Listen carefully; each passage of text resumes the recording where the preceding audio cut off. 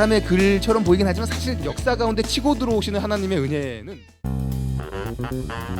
두 번째로 해석이 필요한 이유, 이번엔 성경의 특성이 되겠습니다. 그리고 이 성경의 특성에 관한 것이 성육신적 성경 이해의 핵심적인 내용이 되는 것이죠. 성경은 영원한 타당성, 동시에 역사적인 특수성이 있다는 것이죠. 우리에게 지금도 적용되어지고 우리에게 하나님께서 하시는 말씀이지만 동일하게 성경의 말씀은 굉장히 특수한 역사적인 정황을 갖고 쓰여졌다는 것입니다. 성경이 원래는 우리를 위해서 쓰여진 글이 아니라는 것이죠. 여러 가지 신학적인 관점에 의해서 우리에게 주어진 하나님의 말씀을 고백하고 분명히 그렇습니다. 하지만 동시에 이것은 구체적인 상황에 구체적인 이유를 갖고 쓰여졌던 아주 역사적인 글이라는 것을 우리가 생각해 볼 필요가 반드시 있습니다. 전적으로 하나님의 말씀이면서도 사람의 그림이 분명하다라고 말할 수 있는 것이고, 이런 것을 가장 저희가 쉽게 이해할 수 있는 유비라면 기독론적인 유비를 들 수 있게 되는 것이죠. 예수님이 전적으로 참 하나님이시면서 참 인간이시다라는 것이 우리의 기독론인 것이죠. 그리고 여기서 예수님의 인성을 부인하게 되면 흔히 말하는 가연설이라는 게 뭐냐면 예수님이 그냥 사람인 척 하셨지 실제 사람은 아니다. 성경이 사람의 글처럼 보이긴 하지만 사실 사람의 글이 아니고 그냥 전적으로 하나님의 말씀일 뿐이다라는 오해가 있을 수 있다라는 것이죠.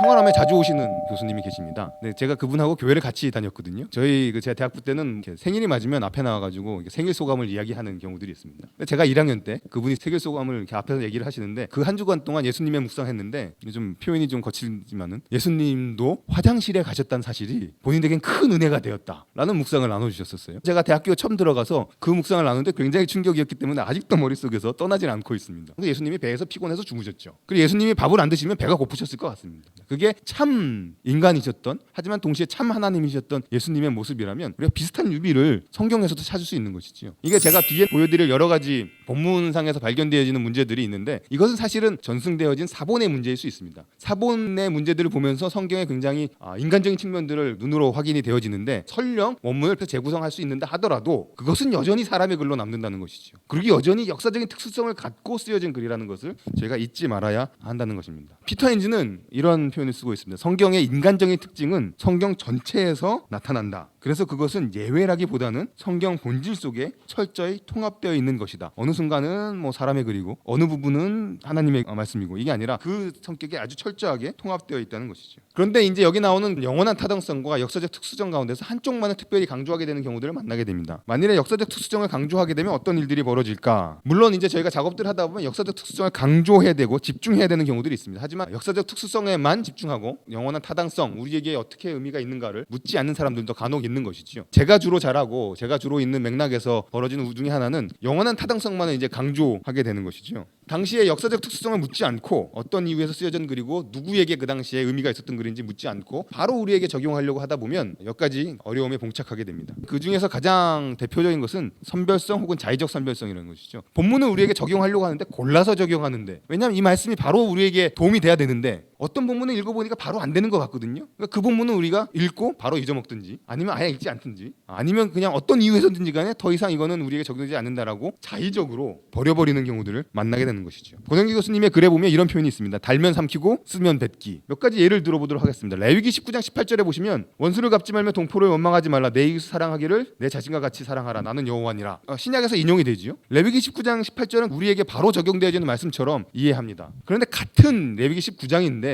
그리고 몇 절 안 떨어졌는데 이런 말씀도 있는 것이죠. 너희가 그 땅에 들어가 각종 과목을 심거든 그 열매는 아직 할례받지 못한 것으로 여기되 곧 3년 동안 너희는 그것을 할례받지 못한 것으로 여겨 먹지 말 것이요. 똑같은 레위기 19장에 있는 말씀인데 한 말씀은 우리에게 바로 적용하는 이유가 무엇이며 다른 말씀은 왜 우리에게 적용하면 안 되는지 혹은 적용하지 않고 있는지 자의적으로 판단한 경우들이 많이 있다는 것이죠. 신율주의라는 입장이 있습니다. 이 사람들의 경우에는 구약에 있는 특별히 형법들 중에서 사형제도들은 우리에게 적용이 된다라고 이야기를 합니다. 신율주의자들에 의하면 사형제는 하나님의 말씀에 기록된 하나님의 뜻이고 우리에게 바로 행해야 되는 그런 것이 되는 것입니다. 그런데 이분들은 사형제에 대해서는 구약에 있는 말씀들을 그대로 적용하면서 구약에 보면 이자 받지 말라는 말씀이 있거든요. 그 말씀을 적용하지 않습니다. 그 말씀은 옛날하고 우리는 상황이 다르거든. 그렇기 때문에 이 말씀은 더 이상 적용되지 않아. 역사적 특수성을 묻지 않고 영원한 타당성에 바로 들어가게 되면 이거는 적용되고 이거는 적용 안 되고 누군가 기준을 정해줘야 되는데 그 기준이 자기가 될 확률, 나의 편함이 될 확률들이 무진장 많아진다는 것이죠. 레위기 19장에는 머리가를 둥글게 깎지 말며 수원 끝을 손상하지 말며 이런 말씀도 있습니다. 27절하고 18절하고 차이가 뭐길래? 신명기에 보면 남자는 여자의 옷을 입지 말고 여자는 남자의 옷을 입지 말라. 가증한 것이다. 이 가증하다는 표현은 굉장히 악한 것이라는 표현이 되는 것이죠. 것이죠. 근데 그 스코틀랜드에 가면 남자들이 치마도 입고 여성분들이 바지도 입고 기준이 뭐냐? 제가 아까 역사적 특수성이란 말씀을 드렸습니다. 그 역사적 특수성이란 말은 그 그리스여진 목적이 역사 가운데서 찾아질 수 있다라는 것을 이야기하는 것이죠.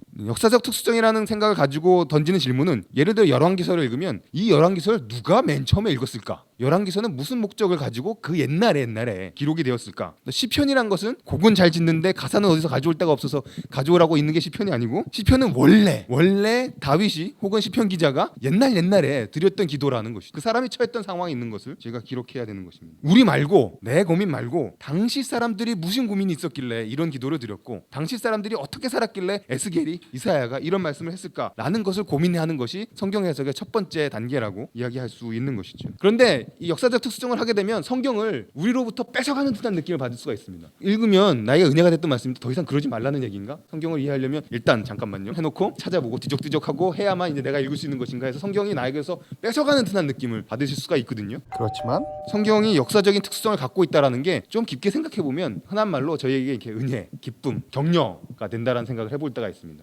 하나님은 자신을 계시하실 때 어떠한 명제적인 것으로 예를 들면 나는 존재한다. 그리고 나는 선하다. 내가 하는 일은 완벽하다. 고로 나를 순종해야 한다. 이런 명제로 쭉 하셔서 어떠한 상황에도 불구하고 다 적용될 수 있는 식으로 우리에게 자신을 계시하신 것이 아니라 인간 역사의 특정한 상황과 사건 속에서 자신의 뜻을 알려주시는 방식을 택하셨다는 것이죠. 이게 이제 역사적 특수성이 갖고 있는 함인데 하나님이 그냥 시공간과 관계없이 자신을 드러내신 게 아니라 실제 역사 속에서 정말 역사 속에서 피와 살을 가지고 있었던 정말 고민을 갖고 있었던 사람들에게 말씀하셨다는 사실은 하나님이 뭔가 우리에게도 우리 역사 가운데 말씀하실 수 있다라는 생각을 해볼 수 있게 됩니다. 그런 역사 가운데 치고 들어오시는 하나님의 은혜는 지금 우리에게도 동일하게 벌어질 수 있다라는 것이죠. 저는 그래서 성경이 아무런 맥락 없이 주어진 것이 아니라 특정한 맥락을 갖고 있다라는 것이 우리의 특정한 맥락에도 동일하게 공명을 일으킬 수 있는 좋은 근거가 된다라고 저는 생각을 합니다. 성경을 해석할 때 가장 쉽지 않은 본문 중에 하나가 성경에 있는 이야기들입니다. 이 사람이 착한 사람이라는 거야, 나쁜 사람이라는 거야, 그렇죠? 이렇게 살라는 거야, 말라는 거야. 고민될 때가 많이 있거든요. 왜 그러냐 하면 너무 구체적이기 때문에 그렇습니다. 그런데 소설책을 읽을 때 꼼꼼히 구체적인 것이 다 있는 거랑 소설책의 줄거리를 읽는 거랑 우리에게 어떤 게 더 감동이 되고 우리의 삶에 공명을 일으키냐 하면 소설책을 꼼꼼히 읽는 것이 우리 삶에 공명을 일으킵니다. 왜냐하면 그게 아주 구체적이기 때문인 것이죠. 제가 보기엔 구체성이라는 것 그리고 특수성이라는 것이 우리로부터 멀어지는 것이 아니라 그게 특수하면 특수할수록 우리의 상황과 공명할 수 있는 확률이 점점 높아진다는 생각을 저는 갖고 있습니다. 에스겔서를 그냥 하나님은 사랑이고 심판하는 위기 아니라 당시에 어떤 상황인지를 우리와 상황과 관계없이 구체적으로 살펴보면 의외로 그 상황이 우리의 상황과 공명되는 순간이 벌어진다는 것이죠. 이 사람들은 우리를 생각하고 쓴 게 아닌데